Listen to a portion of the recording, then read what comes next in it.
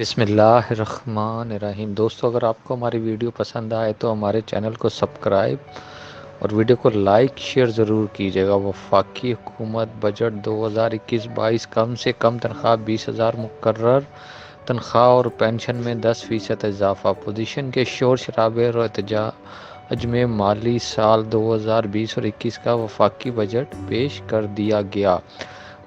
وزیر خزانہ شوکت طری نے 8,487 ارب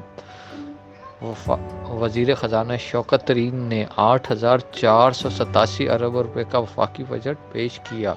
اگلے مالی سال کے لیے معاشی ترقی کا ہدف 4.8% رکھا گیا۔ وفاقی سرکاری ملازمین کی تنخواہوں میں 10% اڈہاک اضافہ، پنشن میں 10% اضافہ اور کم سے کم تنخواہ 20,000 ماہانہ مقرر کی گئی ہے۔